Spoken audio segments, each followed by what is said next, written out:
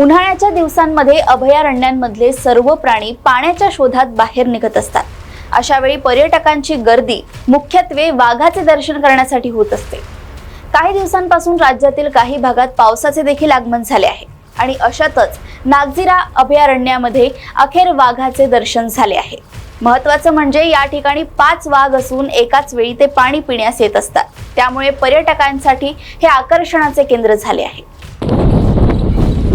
आपण आता नागझिरा अभयारण्यामध्ये जातोय। या ठिकाणी वाघ आहेत, बिबट आहेत, त्यानंतर या ठिकाणी रानगवे आहेत, त्या अस्वल आहेत आणि अनेक वन्य प्राणी या नागझिरा सेंच्युरीमध्ये आहेत। आपण बघितलं असेल की अनेक वर्षांपासून प्रसिद्ध असणाऱ्या या वाईल्ड लाईफ सेंच्युरीमध्ये पर्यटकांना आकर्षित करण्यासाठी मागील वेळी या ठिकाणी वनमंत्री मुनगंटीवार साहेबांनी या ठिकाणी वाघ सोडले होते आणि त्यानंतर ते वाघ दुसऱ्या ठिकाणी मायग्रेट झाले, पण त्याच्यातले काही निवडक वाघ अजूनही या परिक्षेत्रात आहेत आणि त्यासाठी पर्यटकांची इथे नेहमी गर्दी होत असते।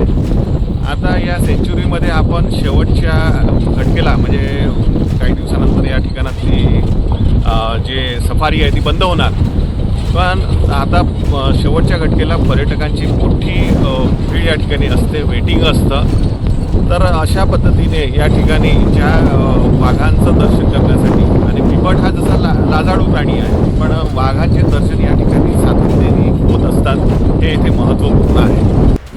आपण आहोत आता नागझिरा सेंच्युरीमध्ये। या ठिकाणी आता आपण ज्या ठिकाणी आलेलो आहे या ठिकाणी आपण बघत असाल की कशा पद्धतीने या ठिकाणी वाघाच्या प्रतीक्षेसाठी या ठिकाणी सर्व जिप्सी या ठिकाणी लागलेल्या आहेत। या ठिकाणी पर्यटकांचं ज्या पद्धतीचा विषय सुरू आहे, तर या ठिकाणी आपण अनेक वर्षांपासून नागझिरा सेंच्युरी ही प्रसिद्ध आहे, पण मागील वेळी या ठिकाणी जे वाघ सोडण्यात आलेले होते त्याच वाघांचे दर्शन या ठिकाणी होत आहेत। तर आता आपण ज्या ठिकाणी आहोत हा अत्यंत गाभा क्षेत्र आहे। आपण बघू शकतो की या ठिकाणी पाणवठा आहे आणि त्या पाणवठ्याच्या अंतर्गत या ठिकाणी वाघ जो आहे काही वेळापूर्वी पर्यटकांना दिसलेला आहे आणि अशाच पद्धतीचं एक लक्ष वेधून घेण्यासाठी या ठिकाणी पर्यटकांच्या या ठिकाणी ज्या पद्धतीचं पर्यटक प्रतीक्षेने वाट पाहत आहे, कारण वाघ याच कॅरिडोरमध्ये आता आहे असं फॉरेस्ट विभागाच्या माध्यमातून आता कळविण्यात आलं आहे। त्यामुळे अशा पद्धतीने पर्यटक या ठिकाणी वाघाला बघण्यासाठी प्रतीक्षेमध्ये आहेत।